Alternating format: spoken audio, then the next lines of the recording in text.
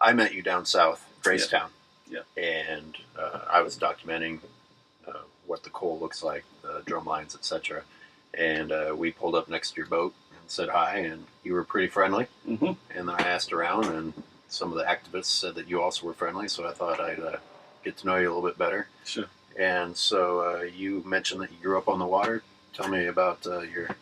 Oh yeah, surfing was really sort of starting to emerge in those 1960s in Australia, especially with the shortboard revolution and all that sort of stuff.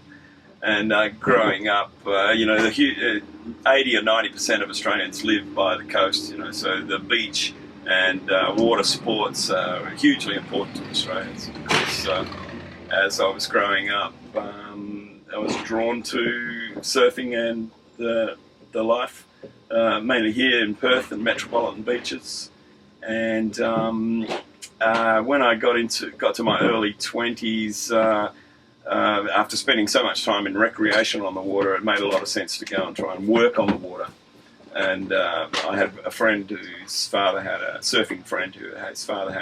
rock lobster fishing vessel, and I used to spend a bit of time with them and got a little bit of deck experience, and started a career as a fisherman. Of course, here in West Australia, so we've got a really good rock lobster fishery, very productive bit of coast. So I found opportunity in that fishery. Tell me about life with sharks as a surfer.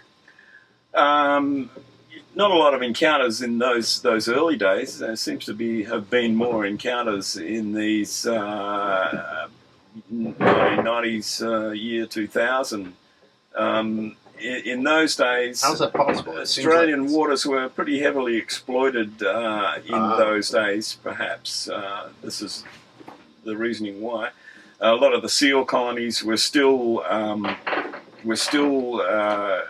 recovering after heavy exploitation in those colonial and post-colonial times, and does that mean that without seals, a shark was sport? People would shoot them, and a dead shark was shooting them was and that was common back then. Harvesting them, it was common back then. Yeah. When was the law passed in Australia to make it illegal to hunt white sharks? Oh, that's relatively recent. I'd say it's probably only in the last 5. I might be wrong. I'm really not sure. Within the last 5 to 10 years, they've become a protected species. I won't put you on a spot like that. My real question is: do you think that the increase in sighting white sharks has to do with them being protected, or more that their food source was protected and therefore the white sharks came back? Well, yeah, it's probably a bit of both.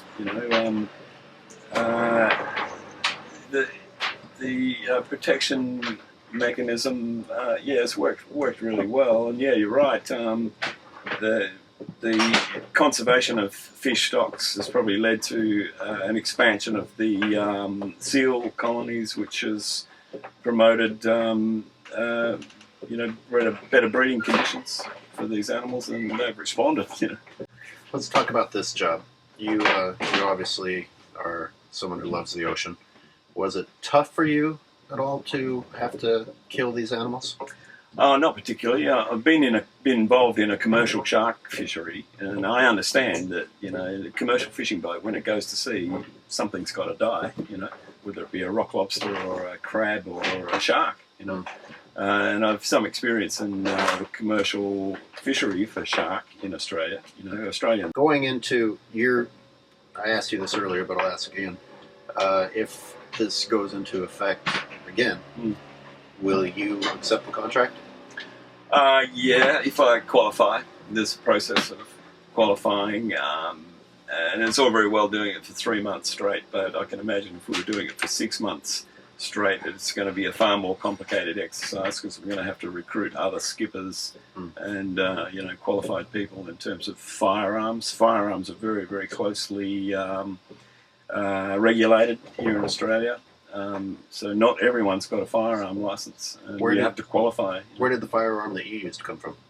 I've had a firearms license since. So it's your own personal gun? Yeah, What kind of gun was it?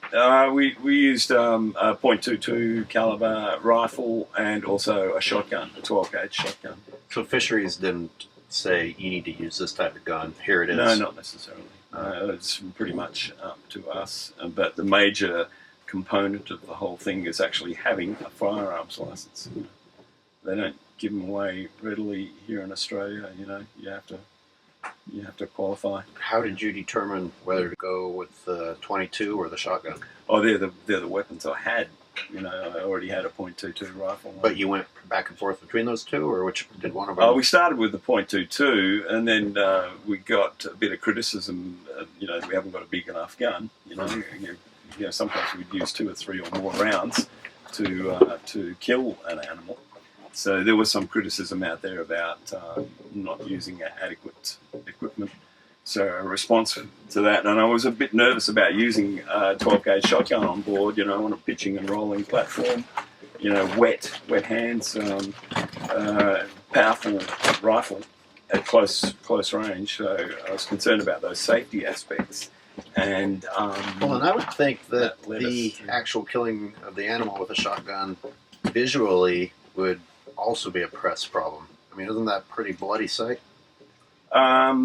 Yeah, but did you actually end up using the shotgun? Yeah, we did, and it was quite an effective weapon. But using a weapon like that with wet hands, and as I said before, around a pitching and rolling deck, safety is a major consideration, of course, and so I was a bit reluctant to use such a powerful weapon at first, but then in order to stop the animal quickly, it was the best way. What about a powerhead like the fisheries department? Powerhead. I don't have one, and once again, I was a bit nervous about using a tool such as that, especially in the heat of the whole exercise. You might have to put it down, and somebody could trip over it and discharge it. So I was a little more comfortable with a long rifle.